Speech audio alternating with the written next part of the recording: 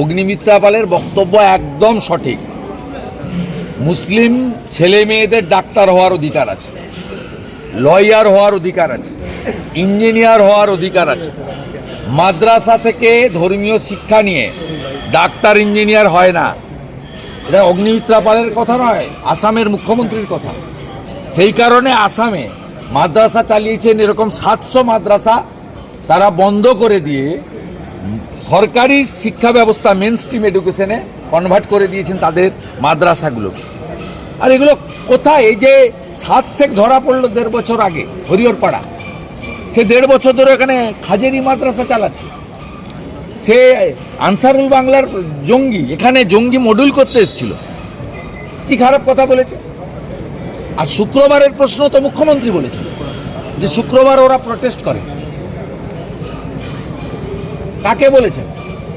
অগ্নিমিত্রা পাল সেই কথা বলেছেন যে কেন মোথাবাড়ি, ধুলিয়ান, শামসেরগঞ্জ, বেলডাঙ্গা এগুলো এটা বিশেষ দিনে হয়। এটা মুখ্যমন্ত্রীর ঘোষণা, এটা তো অগ্নিমিত্রা পালের কথা না। অগ্নিমিত্রা পাল কোট করেছেন মুখ্যমন্ত্রীর কথা, যে মুখ্যমন্ত্রী 2 সপ্তাহ আগে বলেছেন শুক্রবার ওরা একটু প্রতিবাদ করে। ওরা কারা? সন্তোষী মাতার পুজো যারা শুক্রবার করে তারা নিশ্চয় নয়। এসআইআর এর শুনানি যেহেতু কাল শেষ হচ্ছে, বহু জেলায় দেখা যাচ্ছে কোনো কাজ শেষ হয়নি। না, শুনানি নোটিশ ইস্যু কমপ্লিট হয়ে গেছে। আমার কাছে সোফার মাই নলেজ 10-12 লক্ষ শুনানি বাকি আছে, আর কালকের মধ্যে সিও দপ্তর বলছে যে এক দফাতে ভোট করতে তারা প্রস্তুত। আমি এটা নিয়ে বলবো না, আমার কোনো কাজ না। আমরা নিরাপত্তা চাই, স্বচ্ছভাবে ভোট চাই। আমরা চাই 2024 এবং 21-এর মতো নির্বাচন যেন না হয়।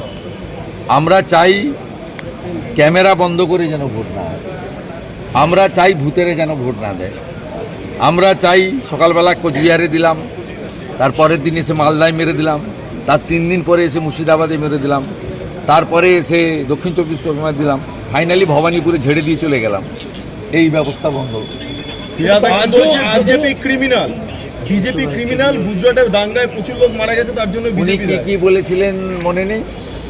শুনুন, ওরা গরিব মুসলমান, শিক্ষিত মুসলমান সরে গেছে ওদের কাছ থেকে, ওই আতঙ্কে মুসলিমদের মসিয়া সাজার চেষ্টা করছে।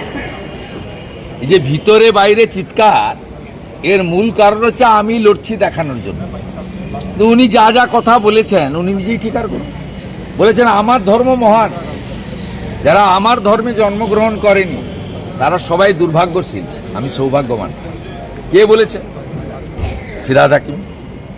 পাকিস্তানের সাংবাদিককে নিয়ে এসে তিনি বন্দরে গিয়ে বলেছেন যে ইহা ভি এক মিনি পাকিস্তানে কোন বলা থা। উনি তো এসব কথা বলেছেন। উনি যে সমস্ত কথা বলেছেন ভোট ব্যাংকের স্বার্থে সাম্প্রদায়িক রাজনীতি করার জন্য, মানুষ জানে, দেখেছে।